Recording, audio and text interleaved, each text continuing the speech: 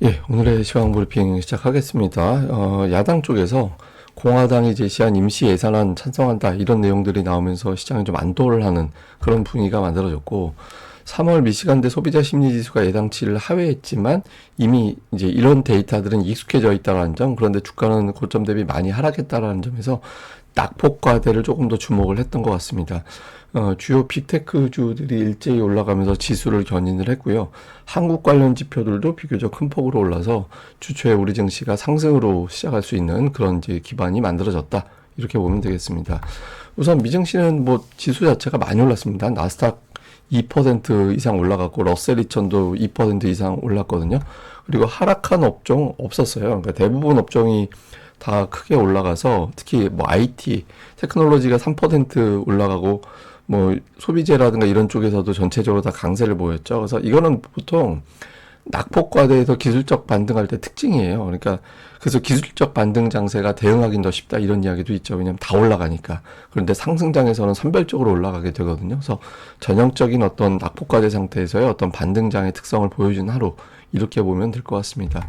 뭐 이슈들은 일단 척슈머의 발언 이후 실제로도 그게 이제 실행이 됐고 공화당이 올린 임시 예산안에 대해서 찬성할 것이다 이런 의사를 밝히면서 개장 초부터 분위기는 좋았었죠. 그리고 이게 이제 그 여당 쪽에서 굉장히 압박을 잘한 것 같아요. 그러니까 어떻게 보면 전략적으로 그러니까 여당 시각으로 보면 굉장히 압박을 잘한 게 그냥 워싱턴 DC를 그냥 떠나버리다.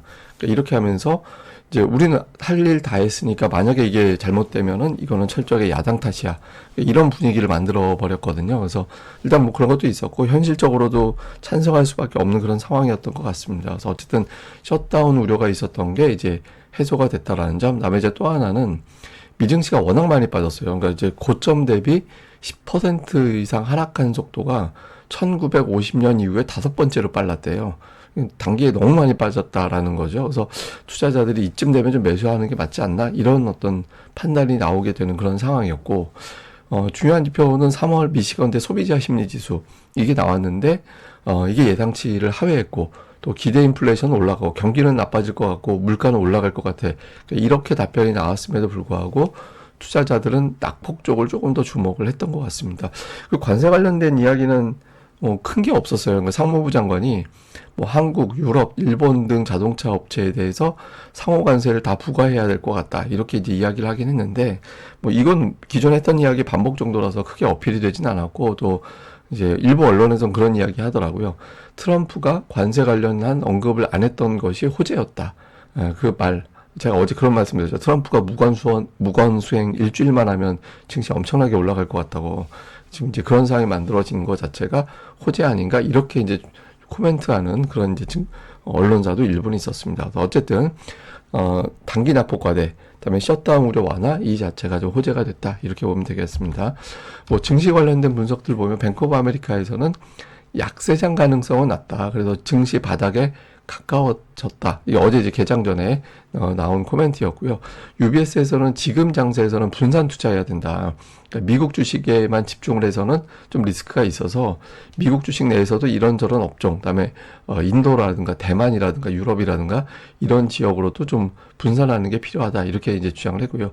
바클레이즈에서는 지금 정부의 예측 어려운 정책 때문에 불안감이 커져서 아직 변동성이 끝나지 않았다. 그러니까 이렇게 코멘트를 했습니다. 그리고 그 대표적인 낙관론자 한국계잖아요. 이 사람 톱니는 최근 주식시장의 하락이 역사적으로 빠른 편이라서 과매도권에 진입을 했다라는 거예요. 물론 이제 아직까지 완전한 바닥이 확인됐는지는 불투명하지만 과매도다. 그리고 그런 근거로는 4월 관세가 트럼프가 주장한 대로 그대로 확정되지는 않은 것 같다. 아직 뭐 그대로 뭐 상호관세 부과한다 이렇게 얘기하지만 실제로 그렇게 실행될지는 아무도 모른다라는 거예요. 그리고 최근에 중국이라든가 멕시코를 보면 서로 그러니까 미국이 중국 멕시코를 자극하지 않고 중국과 멕시코도 미국을 자극하지 않고 서로 이제 비판이 좀 감소되고 있다라는 거는 물밑에서 어떤 협상이 되고 있는 거 아닌가 이런 식으로 추정이 되는 거죠. 그리고 최근에 관세 피해가 큰 국가들 증시가 오히려 강하다라는 거예요. 뭐 캐나다도 그렇고 이제 중국도 그렇고 오히려 강해서 이거 봐서는 관세 그렇게 투자들 의식 안 하는 거다. 현실이 그렇게 될 거라고 믿지 않는다라는 거예요. 그래서 최근의 하락은 미국 특히 이제 미증시 하락은 좀 지나치게 가파랐 같다. 그래서 좀 오버한 거 아닌가? 그러니까 이런 식의 주장이 나오기도 했습니다. 그리고 그 하락 속도가 되게 빨랐다라는 말씀 드렸잖아요. 그래서 10% 정도 하락을 했는데 역사적으로 보면 1950년 이후에 10% 하락한 시점 이후에 시장을 봤더니 1개월 후에는 평균 3.1%, 3개월 후에는 6.5%, 그리고 6개월 후에는 12%, 12개월 후에는 14.7% 올랐다 합니다. 그래서 좀 오히려 하락을 이용해서 매수하는 게 타당하지 않나 이런 주장이 있었고, 또 10% 하락 이후에 하락장으로 가는 거에 대한 걱정이 있잖아요. 근데 사례를 좀 48번의 사례를 이제 봤더니 하락장으로 실제로 이어진 거는 12번. 그러니까 딱 4분의 1, 25%고 75%는 하락장으로 연결되지 않았다. 그래서 지금 4분의 1 확률 정도에 대해서 너무 겁먹을 필요는 없는 거 아닌가? 그러니까 이런 식의 어떤 분석도 있었습니다. 그러니까 한마디로 많이 빠져서 이제 이럴 때는 좀 저점 매수하는 게 필요하지 않나 이런 분석들이 여기저기서 나오게 돼요. 그래서 오늘 좀 그런 어떤 분석들이 유난히 좀 많이 나왔던 것 같습니다.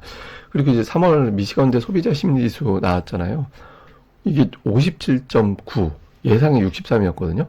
그리고 기대지수, 그러니까 앞으로 어떻게 될 것 같아요? 라고 하는 이제 기대지수는 54.2. 그러니까 현재보다 기대지수가 더 낮게 나왔다라는 거는 앞으로가 더 어두운데 이렇게 나오는 거잖아요. 그래서 소비자 심리가 굉장히 안 좋다라는 거고, 그리고 이게 기대 인플레이션이거든요.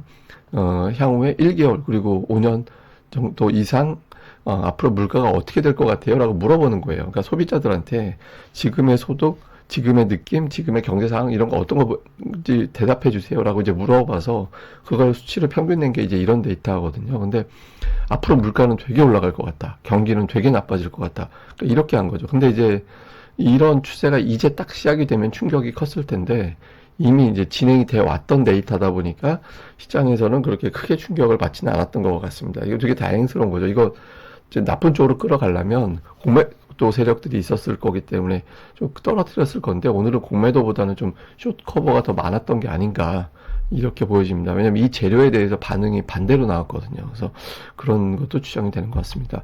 주요 종목은 오늘 뭐 시가총액 상위 종목 다 올랐습니다. 엔비디아 5%나 이제 급등을 하는 이제 그런 모습을 보였는데 폭스콘에서 이제 실적 발표를 하면서 실적 내용을 정리해주면서 향후에 AI 관련된 데이터 센터 매출이 되게 올라갈 것 같다. 이렇게 이야기를 했고, 그리고 이제 GTC, 그러니까 이제 GPU 테크놀로지 컨퍼런스가 이제 GTC잖아요. 그래서 곧 임박했죠. 그래서 저기서 어떤 차기 뭐 관련된 칩이라든가 이런 것들이 공개되면서 분위기를 끌어주지 않을까 이런 기대감이 좀 있었던 것 같아요. 그래서 주가가 좀 강하게 올라갔고 테슬라도 오늘 뭐 주가도 올랐습니다. 웰스파고에서는 되게 부정적인 분석이 있었거든요.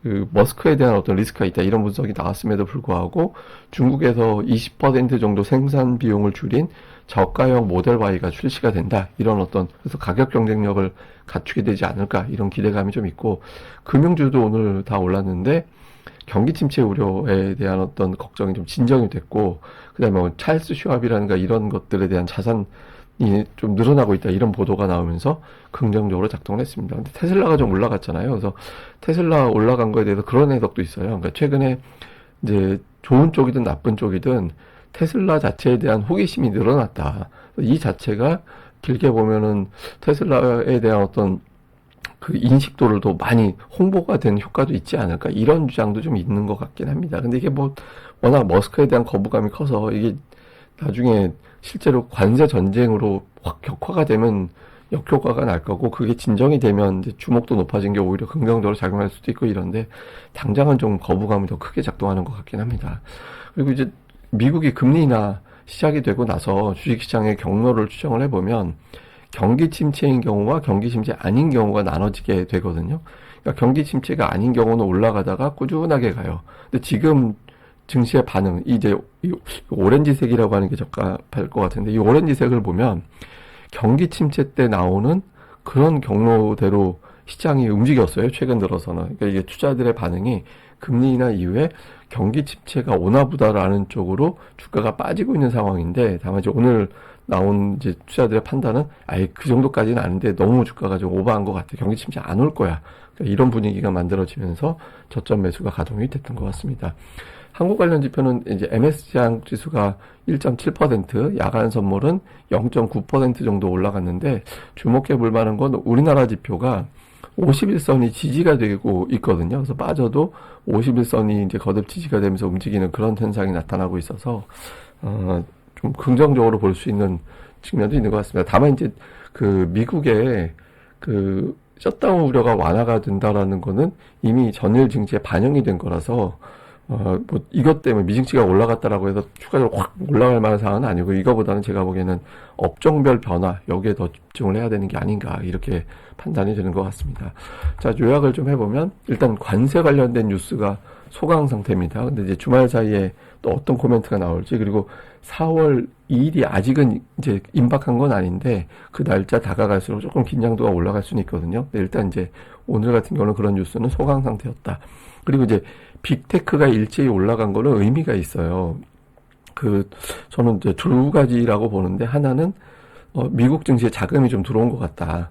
일단 지난주 기준으로는 자금이 빠져나갔어요. 그러니까 미국 관련된 증시에는 자금이 유출이 됐고 유럽 쪽에는 유입이 됐거든요. 근데 이게 이제 이런 자금 동향이 끊어지는 게 수요일로 끊어요. 그래서 목금이 어떻게 됐는지는 알 수는 없는데 아마 목금 이틀 동안 자금이 유입됐을 가능성이 하나가 있고 또 하나는 최근에 공매도가 많았거든요. 그래서 공매도가 일부 좀 쇼커버가 된 건가? 근데 쇼커버가 됐다라고 하기에는 종목들 반등폭이 또 크진 않았어요. 그래서 일부 종목에 국한해서 쇼커버가 좀 나온 게 아닌가 이런 이제 판단도 되고 그리고 이제 자금 앞서 이제 말씀드린 대로 일부 자금이 유입된 게 아닌가 싶고 근데 이제 우리는 주말 사이에 정치 관련된 변수 이런 것들이 굉장히 중요한 뉴스가 될 것 같거든요. 그래서 정치 관련된 어떤 뉴스가 어떤 형태로 전개가 되는지 이것도 우리는 어쨌든 챙겨는 봐야 되는 그런 상황이 되는 것 같습니다. 예, 이거는 이제 제가 아까 보여드렸던 그 소비자 심리지수, 미시건대 소비자 심리지수 관련된 이제 다른 디테일한 데이터인데 이거는 이제 뭐냐면 소비자 심리 중에서 지지 정당별 경기에 대해서 어떻게 보는지 이 심리가 어떻게 되는지인데 이거는 이제 기대 인플레이션 그러니까 지지 정당별 인플레이션에 대한 전망이 어떻게 되는지거든요. 근데 변화가 생겼습니다. 어떤 변화가 생겼냐면 일단 경기에 대한 전망 자체는 그 공화당 지지하는 사람들이 여전히 경기는 좋게 보긴 하는데 전달보다는 좋게 보는 강도가 떨어졌어요. 그리고 이제 민주당을 지지하는 사람들은 전달보다는 부정적으로 보는 강도가 조금 약해졌습니다. 근데 중요한 건 공화당 지지하는 사람들도 이거 경기가 심상치 않은데 이렇게 보기 시작했다라는 거고 그다음에 기대 인플레이션 이거는 향후에 물가가 어떻게 될 것 같아요? 라고 물어보는 건데 이거는 계속해서 이제 더 높아질 것 같은데 왜냐하면 관세 자체가 가격을 올린다는 의미니까 근데 중요한 건 공화당 지지자들도 이거 가격이 올라갈 것 같은데 라는 게 살짝 틀기 시작했어요. 이거는 이제 트럼프 정부에는 부담이 되죠. 지지 기반이 물론 이제 이렇다고 해서 지지율이 엄청나게 떨어지거나 아직까지 그 단계는 아닌데 좀 균열이 생겼다라는 거는 정책을 그대로 밀어붙이기에는 동력이 좀 약해졌다 이렇게 해석이 될 수 있거든요. 그래서 향후에 이제 이런 부분들에 대해서는 좀 주목을 해야 될 것 같다. 아마 공화당 쪽에서도 이런 내용에 대해서는 좀 의식을 하기 시작하지 않을까 이렇게 보는 시각도 일부는 있다. 이렇게 이제 보시면 될 것 같습니다. 이게 블룸버그 인용한 겁니다. 그렇게 보시면 될 것 같고요. 자, 어쨌든 주말 사이에는 뉴스가 또 많이 나올 것 같아요. 그래서 이런 내용들은 다시 정리를 해서 제가 또 올려놓도록 하겠습니다. 예, 그럼 또 한 주 잘 마무리 하시고요. 주말 또 잘 보내시고 저는 또 다음에 뵙겠습니다. 제가 파마하면 증시 올라간다라는 징크스가 있긴 한데 어떻게 될지 모르겠네요. 하긴 했는데. 예, 어쨌든 저는 다음에 뵙겠습니다. 이 방송 구독하기와 좋아요 꼭 부탁드립니다. 감사합니다.